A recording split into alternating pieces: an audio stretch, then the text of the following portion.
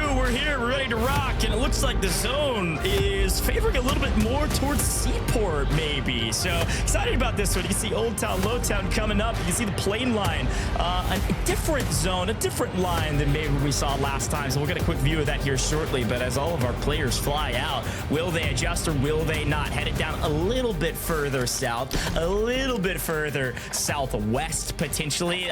Tiff, I think you're thinking what I'm thinking as we see our first hot drop. We might see City for map 2. We might, and we did get some city endings over in North America, and they were highly populated. Speaking of that, I mean, this building, we've got a hot drop. If Spyro wants to contest here against Team Prito, I'd be curious to see how we're going to throw it down. Now, granted, one of these squads came down from the upper bracket, took 38th place, and the opposing team actually was pretty high up in there. So we'll just have to wait and see. Yeah, and this Team Rancid that we're watching right now, currently in 24th place, only 5 points in the first map. So I wonder if maybe they fell to Pyrocod down below, or Precod rather, and lost this early engagement. They couldn't quite stabilize. We'll see what happens this time around, though. Trying to figure out then grabbing an early knock or at least some sort of equipment usage. I like the early gas play. A lot of these players like to use that in these early encounters to try to create more chaos whenever they can, but yeah, they look scared. I have a feeling they might have lost this fight last map and restabilized as best they could, but ended up only getting 5 total points last map, and they're taking it nice and slow because they cannot risk that happening again. I love that we're already scouting out neighboring buildings, right? You're calling in that mobile buy station across the way, likely wanting to get a quick loadout, and they know if this fight breaks out, there's a very good chance that team is going to fly off at this third party. So there's a couple different reactions that occur from this engagement. But you're right, you got to use what you can find on the ground. I see a Semtex, I saw gas grenades. We already had that trophy system down, and Rancid and Codwell and Spyro are out here controlling the roof, looking for maybe ways that we can full send on down. But at the end of the day, you're just wasting time. You either need to straight up push this, like we're seeing Spyro here on the ground, but they were ready holding those angles. This is going to be a grudge match that might take the next 5 minutes, frankly. Both teams looking fairly timid. And yeah, I think both teams, again, what I talked about at the very beginning, they want to win this engagement. They want to take this POI by the horns. Okay, a nice gas. Not a shock stick, man. Sometimes they hit you and you're just like, all right. The worst part about it is like this bouncing betties, everything is just getting thrown. Whatever you can fly on the ground. Codwell, though, they are going to be able to inevitably secure the push on the low ground. It was messy. It was chaotic. Doesn't have to be perfect, but they're still alive. That was wild. It felt so unorganized. Of course, if you could hear their comms, maybe it was more organized than we thought it was, but everybody on the defense, if you can call it that, down below, and the offense from up above looks scattered and not really able to help each other. But one team does get the better of the other, so we move on our merry way, and to Shopping Center we go with the top fragging team, but not too much action there, so we're gonna go check out Toho in another fight, another building. Another city building just outside of Riverside, looking to take this early engagement. C4s to open up the window of opportunity and grab a knock. And it looks like they've done just that. Palooka on the other side, able to grab it. And so they fly at this team. They want to clean up this team. No getting out of dodge, no restabilizing. Send them all to the gulag, Tiff.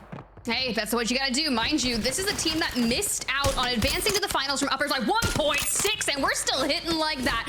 All right, let's go, Tachi. We need to see more action. Plus, you've already rocking the Obsidian on the Car 98 and the Superi. We put in that time, and now I'm motivated to go grind my camos again.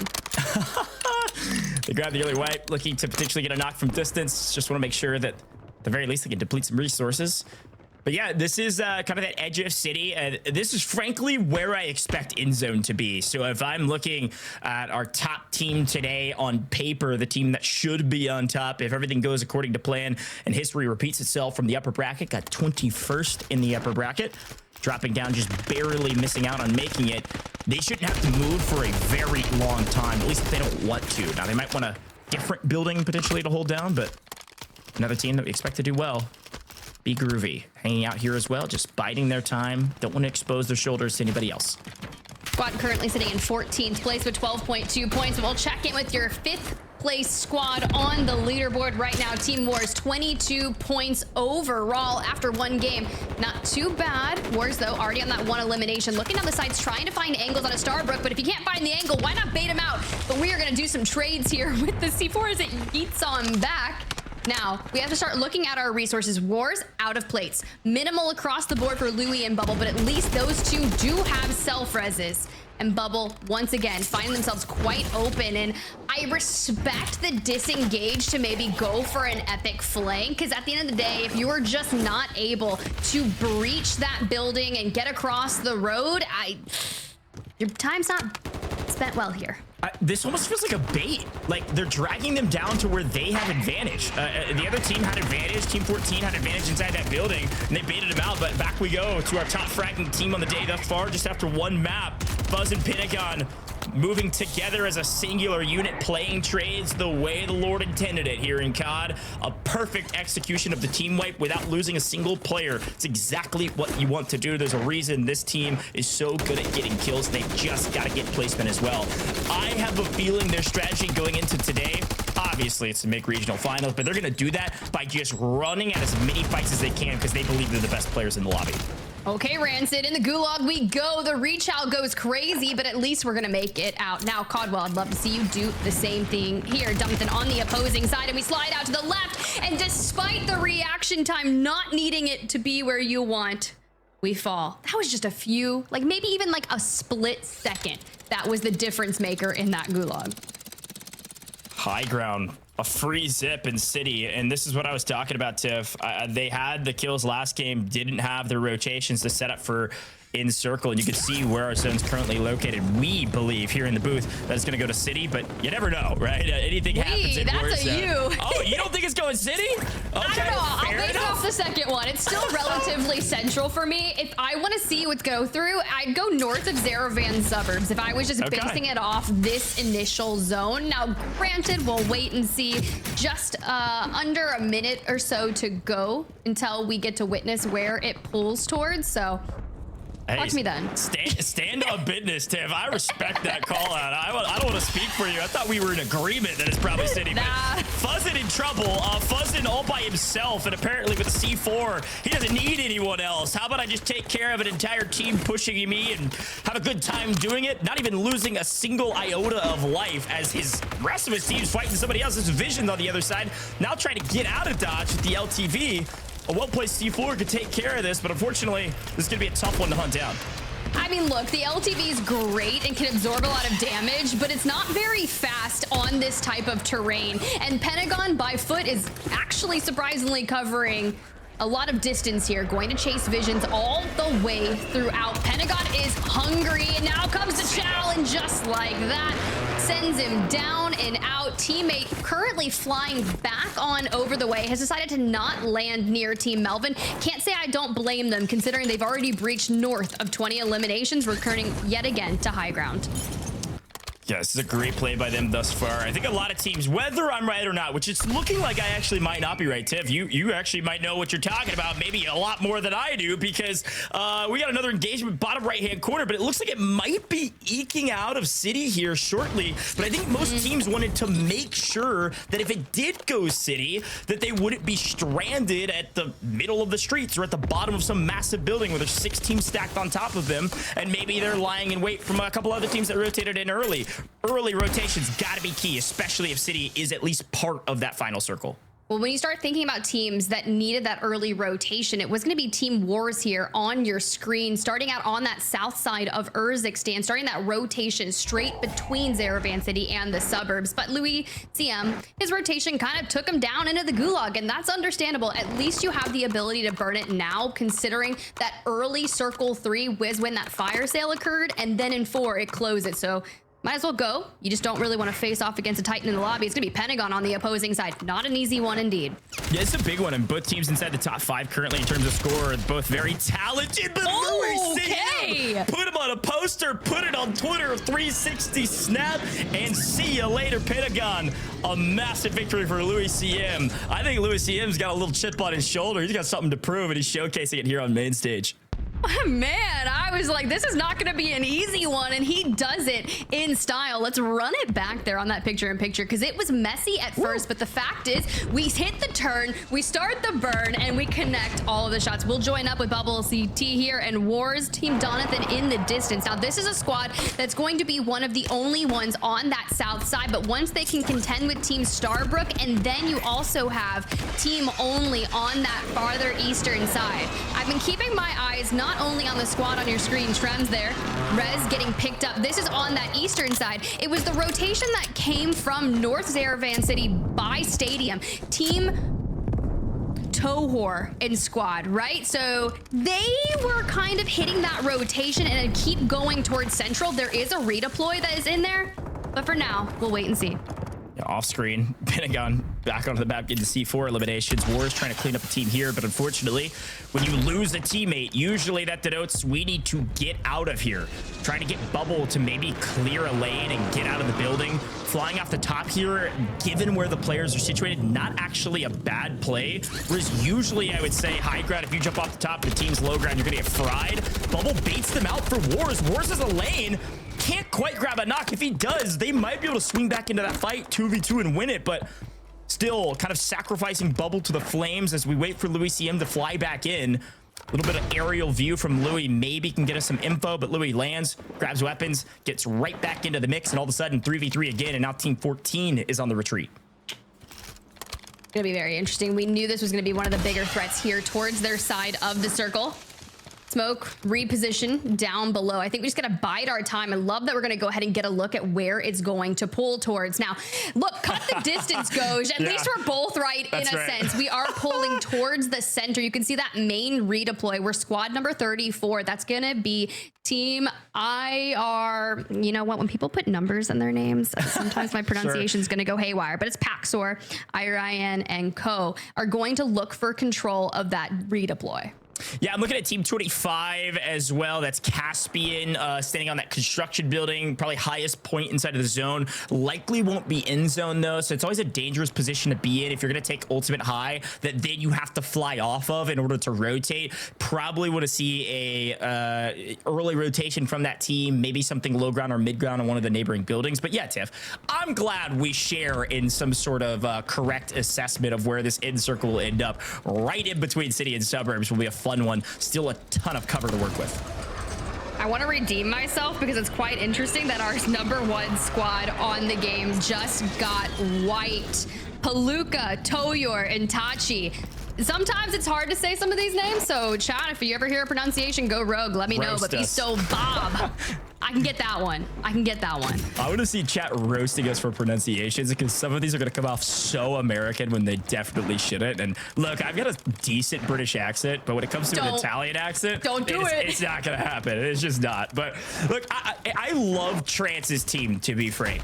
This team is one of my favorite squads. I've actually watched Trance and casted over Trance a ton. To see them 36 seeded going into this, really barely scraping their way into from lower bracket into lower bracket round 2 is frustrating. Would love to see them have a better day today, but they were in trouble and another team in trouble. We swing over to Cams.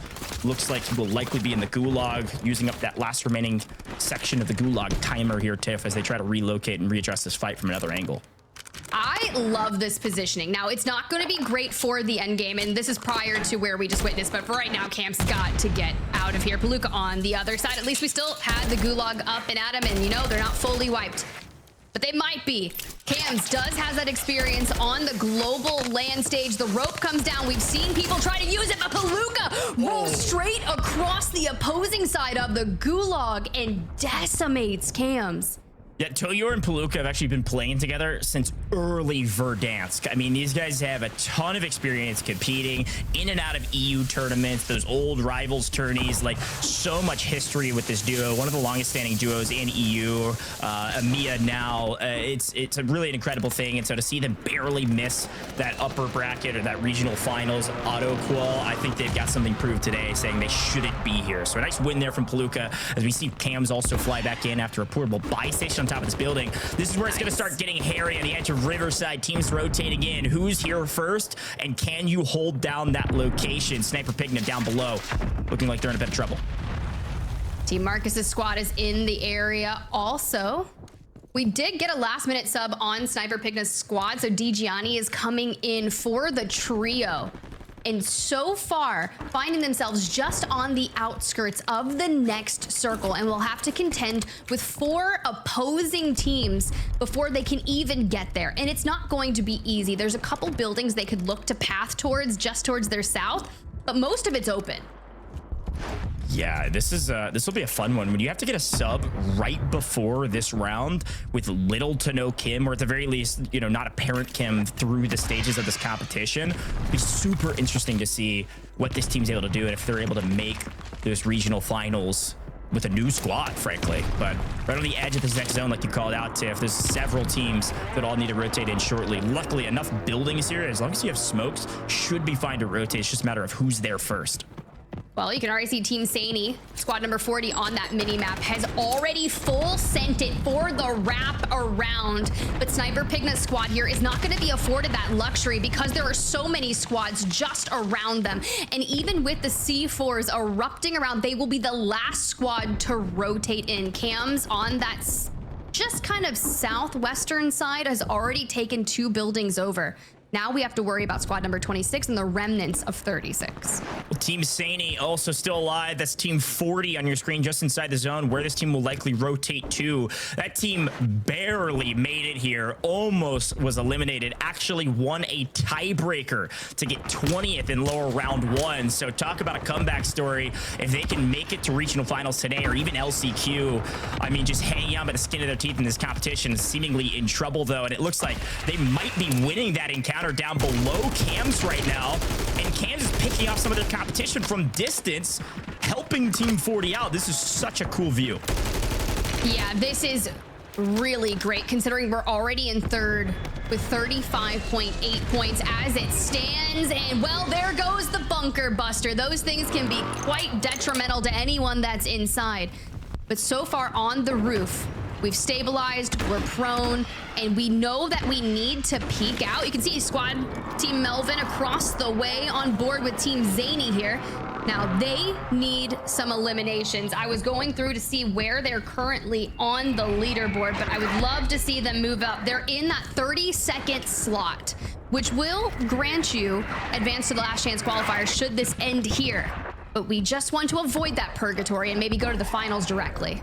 Yeah, now they have a rotation here, so totally agree. A frustrating map 1, just barely at risk of relegation, just on the other side of it, just like lower round 1, frankly. Now they've got an opportunity for a bigger map. Top 25, by the way. Still 66 people and counting and dropping, with the 6th circle closing. A ridiculous feat, but frankly not surprising. Inside of a city and suburbs, end like this with so much cover, so many players, so much of that layer cake action we talk about with the team on top, team in the middle, and team at the bottom of buildings. Who's there first and who could hold down the location? The consistent saying we'll keep saying, especially in circles like this. Remember, Zany's the squad that did out-rotate the 5 teams in that area. But now seeing how many teams are looking to collapse around, Cams' squad has elected to stay out in the gas and maybe PDS play it so they can avoid this for now. Sniper Pigna's team across the way. I even saw Tony White. But you do get to use that redeploy drone for a shred of information. But time is of the essence. And with 20 seconds left before that circle starts to close, some teams are already trying to get on the move. Look who's dead center of zone. Team 2, that's Team War. All alive, all up, center of zone, in cover. A great place to be if they can hold it down and ward off any advances. Everybody wants it. Who can take it? As Beak Ruby going massive out in PDS, and Storm finally goes down with 7 eliminations to his name. That's still a decent map. Unfortunately, there's 18 teams still up, and they maybe just barely made it into the 1.4x multiplier. We're looking for top 10. That's 1.6, top 5, 1.8. Still a lot of work to do. Even if you have a lot of kills, you got to get these multipliers as we dwindle down to 16 teams now. And look who else is rotating in late. Melvin, Pentagon, Fuzzin coming in very late from up on high. Maybe able to pick up a third party here, Tiff. Rotating in, Team 25 in dire straits. Yeah, Team Caspian on your screen is currently sitting in 12th place with 19.4 points, but to just be able to narrowly go in, but here comes Team Melvin working straight to deny them access towards that next circle. Melvin does fall here. We'll have to wait and see. Will that res come through? No, it's just Pentagon. Last standing, defending the doorway, going through what he can. Not gonna let that play herself either. We finally make it out just into the open arms of Donathan. Top 14 tip, a ton of eliminations. You're gonna see Team Fuzzin near the top of the leaderboard. Placements for them almost don't matter when you have that many kills. But Team Wars, all three alive, setting up for the next zone, not letting any team rotate into their cover. They've got gas masks to boot. They've got PDSs to boot. They are set up to win this game. They have the circle rotation. Wars drops, but they have the trades. Bubble, Louis CM covering all advances of multiple teams, looking to third party, but Louis goes rogue, tries to be the hero, and loses his life forward. It's all up to Bubble now in the gas. I don't know what he's gonna be able to do. We just have to bide our time. Team Starbrook, that's 14 on the mini-map, is sitting in 10th place on the leaderboard. But if they can do something magnificent here, it's gonna be crazy. But Bubble, you said a hero play for others on this team, but right now it's all on the shoulders of them. No gas mask. And maybe we can see what's being called in here, a mobile buy station. We'll have to wait and see what's going to occur there. But for now, Stage looking for the angles. Is Tony White still alive? Team 31, Tiff. They had 3. They just got their buyback on their third. 31 hiding behind the wall on the other side of this zone. If they get zone pull, they might win it all right here. But Sadie wins the tiebreaker to make it to this stage, has a chance as well to make it. I see 3 teams with 3 players alive. Bubble makes an heroic play to get Wars and Louis back, and now they're hanging out on ultimate high as well. This is about to be utter chaos with 5 teams left. I cannot believe this, but this is what we want. This is why we love Warzone, and Louis CM has to finish things out with the Renetti. But check out where Tony White's positioning is. They are just holding this angle. PDS comes out, and we just need to dodge any shred of lethals and equipment. Plus, look at all the mobile buy stations. Now, that's what's crazy. We're just running, looking for money, looking for funds, whatever we can do to use this. Now, the only thing is, PDSs can reopen those, but I don't see one in the hands of Slayers and Impacts. Yeah, they were able to buy their gas mask, just didn't have a ton of cash to be able to buy Tony White back. So we lose Tony, still playing the game though, still top 5, still a great score. But right now I'm looking at squad 14 to win it all. They've got player advantage, but they are quickly dying in the gas. They do not have the resources to withstand this fight way out inside the zone, but they finally kill after kill. They continue to rack them up, but who's there to clean up? Wars finally dropping on the other side. Will Tony White's team make the difference? Will they win it all? No, they fall